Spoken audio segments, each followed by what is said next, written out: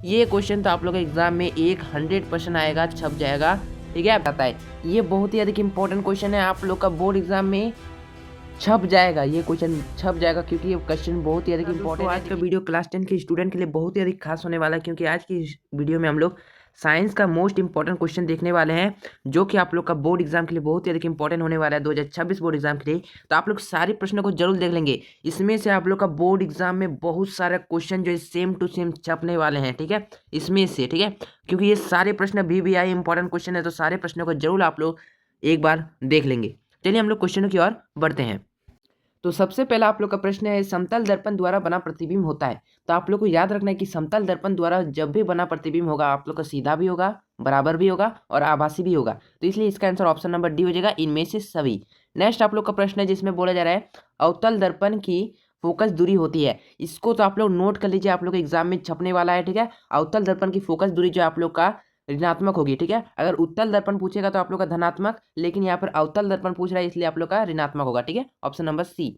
Next आप लोग का प्रश्न है जिसमें बोला जा रहा है कि उस दर्पण का नाम बताइए जो बीम का सीधा तथा आवर्धित प्रतिबिंब बना सके। ठीक है, बीम का सीधा और आवर्धित प्रतिबिंब कौन बनाता है? तो आप लोग को याद रखना है बीम का सीधा तथा आवर्धित प्रतिबिंब जो है आप लोग का अवतल दर्पण बनाता है। ऑप्शन नंबर ए जो है इसका आंसर हो जाएगा। नेक्स्ट आप लोग का प्रश्न है जिसमें बोला जा रहा है निम्न में कौन सा पदार्थ जो है लेंस बनाने के लिए प्रयुक्त नहीं किया जा सकता है। मोस्ट इंपॉर्टेंट क्वेश्चन आप लोग का बोर्ड एग्जाम में छपने वाला क्वेश्चन है। ठीक है, VVI इंपॉर्टेंट क्वेश्चन है। ठीक है, किसका प्रयोग लेंस बनाने में प्रयोग नहीं होता है? जल। इसका तो प्रयोग होगा, कांच का भी होगा, प्लास्टिक का भी होगा, लेकिन मिट्टी का प्रयोग नहीं होता, इसलिए ऑप्शन नंबर डी जो है इसका आंसर हो जाएगा। नेक्स्ट आप लोग का प्रश्न है जिसमें देख सकते हैं सघन माध्यम से विरल माध्यम में जाती हुई किरण जो है मुड़ जाती है। ठीक है, आप लोग देखे होंगे जब सघन माध्यम से विरल माध्यम में जब जाता है ना, तो किरण जो है किस साइड मुड़ जाता है? आप लोग का अभिलंब से दूर चल जाता है। ठीक है, अभिलंब से दूर चल जाएगा, ऑप्शन नंबर बी इसका आंसर हो जाएगा। ठीक है, नेक्स्ट आप लोग का प्रश्न है जिसमें बोला जा रहा है मानव नेत्र में किस प्रकार का लेंस लगा रहता है। ये बहुत ही अधिक इंपॉर्टेंट क्वेश्चन है, आप लोग का बोर्ड एग्जाम में छप जाएगा, ये क्वेश्चन छप जाएगा क्योंकि ये क्वेश्चन बहुत ही अधिक इंपॉर्टेंट है। देखिए, मानव नेत्रों में किस प्रकार का लेंस होता है? हमारे आंखों में किस प्रकार का लेंस है? आप लोग को याद रखना है, हमारी आंखों में उत्तल लेंस होता है। ऑप्शन नंबर ए इसका आंसर होगा। नेक्स्ट आप लोग का प्रश्न है जिसमें बोला जा रहा है सामान्य दृष्टि के लिए वयस्क के लिए सुस्पष्ट दर्शन की अल्पतम दूरी, यानी न्यूनतम दूरी या अल्पतम दूरी बोला जाए तो आप लोग का कितना सेंटीमीटर होगा? 25 सेंटीमीटर होगा। ठीक है, कंफ्यूजन के लिए आप लोग को एग्जाम में 25 मीटर में भी रहेगा। ठीक है, 2.5 दे देगा, लेकिन आप लोग को याद रखना है कि न्यूनतम में बोला जाए तो 25 सेंटीमीटर और अधिकतम दूरी बोलेगा तो आप लोग का अनंत होगा, इसको आप लोग को याद रखना है। नेक्स्ट आप लोग का प्रश्न है जरा दृष्टि दोष को किस लेंस से दूर किया जाता है? बहुत ही अधिक इंपॉर्टेंट क्वेश्चन है। जरा दृष्टि दोष को हम लोग जो है किस लेंस से दूर करते हैं? बाइफोकल लेंस से, इसको आप लोग याद रखेंगे। ठीक है, और निकट दृष्टि दोष बोलता है तो अवतल लेंस होता है, और अधिक दूर दृष्टि दोष बोलता है तो उत्तल लेंस होता है, लेकिन यहाँ पर जरा दृष्टि दोष बोल रहा है इसलिए आप लोग का इसका आंसर बाइफोकल लेंस हो जाएगा, ऑप्शन नंबर सी।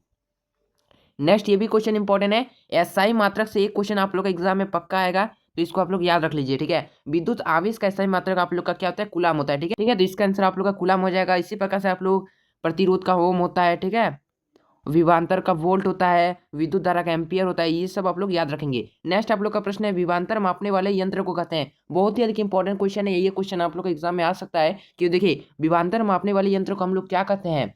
विभवांतर मापने वाले यंत्र को हम लोग वोल्ट मीटर कहते हैं। ऑप्शन नंबर बी जो है इसका करेक्ट आंसर होगा। नेक्स्ट आप लोग का क्वेश्चन, ये क्वेश्चन आप लोग का एग्जाम में छप जाएगा, छप जाएगा, छप जाएगा, क्योंकि ये क्वेश्चन बहुत ही अधिक इंपॉर्टेंट है। एक यूनिट विद्युत ऊर्जा जो है उसका मान जो होता है, इसको आप लोग याद रखिए 3.6 इंटू 10 का पावर 6 जूल होता है। ठीक है, 6 जूल होता है। तो कौन सा ऑप्शन में देखने को मिल रहा है? 3.6 इंटू 10 का पावर में 6 होना चाहिए, तो ऑप्शन नंबर डी इसका बिल्कुल ही करेक्ट आंसर हो जाएगा। ठीक है, नेक्स्ट आप लोग का प्रश्न है जिसमें आप लोग का बोला जा रहा है किसी विद्युत धारावाही देख सकते हैं सीधी लंबी परख नली के भीतर जो चुंबकीय क्षेत्र, चुंबकीय क्षेत्र आप लोग का क्या होगा उसी को बताना है। तो चुंबकीय क्षेत्र जो होता है आप लोग का शून्य भी होता है, इसके सिरों की ओर जाने पर घटता भी है, इसके सिरे की ओर जाने पर बढ़ता भी है, तो इसलिए इसका आंसर सभी बिंदुओं पर समान होगा। ऑप्शन नंबर डी इसका आंसर होगा। ठीक है, तो इसका आंसर इसका जो होगा ऑप्शन नंबर डी होगा, सभी बिंदुओं पर समान होता है। नेक्स्ट आप लोग का प्रश्न है जिसमें देख सकते हैं ये अभिक्रिया दिख रहा है, जिसमें देखिए एफ हम लोग का जो है एफ जो है यहाँ पर देख सकते हैं कॉपर सल्फेट है, और देखिए उत्पाद में क्या बन रहा है? ठीक है, आयरन सल्फेट बन रहा है और Cu को विस्थापित कर रहा है, यानी Cu का जगह में Fe आ गया, तो ये हम लोग का विस्थापन अभिक्रिया हो जाएगा। ऑप्शन नंबर ए हो जाएगा इसका आंसर। ठीक है, नेक्स्ट आप लोग का प्रश्न है जिसमें बोला जा रहा है उपचयन अपचयन अभिक्रिया का दूसरा नाम। ये भी क्वेश्चन इंपॉर्टेंट है कि उपचयन अपचयन अभिक्रिया का दूसरा नाम जो है तो है आप लोग का रेडॉक्स अभिक्रिया होगा। ऑप्शन नंबर कौन सा हो जाएगा? ऑप्शन नंबर सी इसका आंसर हो जाएगा रेडॉक्स अभिक्रिया। नेक्स्ट आप लोग का प्रश्न है जिसमें बोला जा रहा है कौन सा पदार्थ लाल लिटमस पत्र को नीला कर देता है। ये आप लोग ट्रिक से आप लोग को हम बताए थे कि लाल को नीला कौन करेगा? छलनी करेगा, ठीक है, छलनी ट्रिक होता है, ठीक है। क्षार क्या करेगा? लाल को नीला करेगा, यानी इसका आंसर आप लोग का क्षार हो जाएगा, ठीक है। अगर यहाँ पर नीला को लाल पूछता तो इसका अनिल ट्रिक हो जाता, अनिल, ठीक है। अनिल क्या करता है? देखिए अम्ल जो है नीला को लाल करता है, ये आप लोग का ट्रिक हो जाएगा अम्ल के लिए, लेकिन यहाँ पर लाल को नीला करा इसलिए इसका आंसर क्षार हो जाएगा, छलनी ट्रिक से हमने किया, ठीक है। नेक्स्ट आप लोग का क्वेश्चन है बेकिंग सोडा का रासायनिक सूत्र है। देखिए बेकिंग सोडा का रासायनिक सूत्र आप लोग याद रखेंगे NaHCO3 होता है, ऑप्शन नंबर बी इसका आंसर होगा, ठीक है।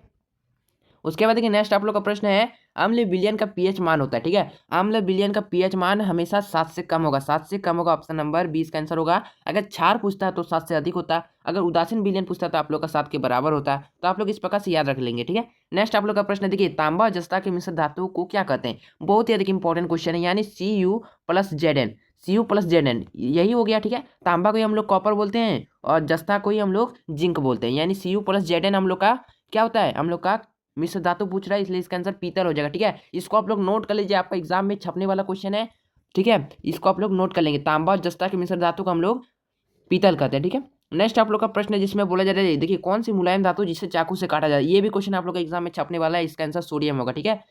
कौन सी धातु को हम लोग चाकू से काट सकते हैं? सोडियम को, ऑप्शन नंबर सी इसका आंसर होगा। नेक्स्ट देखिए ये भी क्वेश्चन इंपॉर्टेंट है, इसको आप लोग नोट कर लीजिए, आपका एग्जाम में आने वाला है, ठीक है।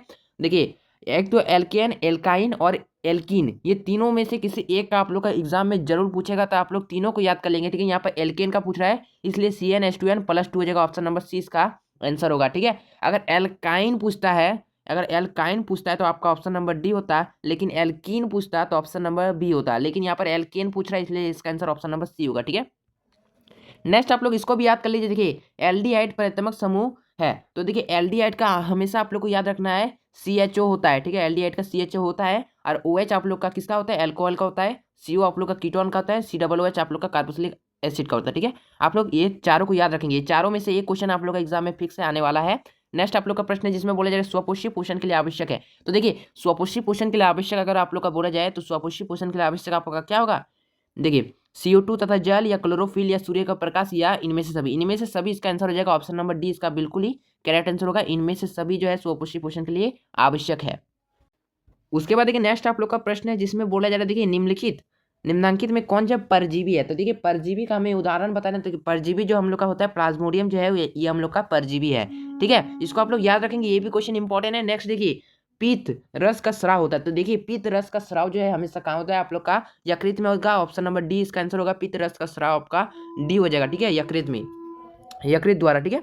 नेक्स्ट आप लोग का प्रश्न है जिसमें बोला जा रहा है कौन सा पादप हार्मोन कोशिका विभाजन में सहायक होता है? कोशिका विभाजन में सहायक कौन सा पादप हार्मोन की बात हो रही है? तो पादप हार्मोन इसमें से कौन सा आप लोग को देखने को मिल रहा है? 25 नंबर में देखेंगे तो साइटोकाइनिन जो है ये हम लोग का पादप हार्मोन होता है, ऑप्शन नंबर ए इसका आंसर होगा।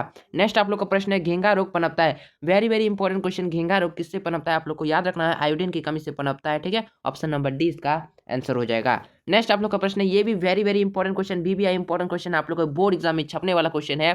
देखिए मुकुलन द्वारा अलैंगिक जनन किसमें होता है? तो देखिए इसका जो आंसर होगा आपका क्या हो जाएगा? ईस्ट में होता है, ऑप्शन नंबर बी इसका आंसर होगा।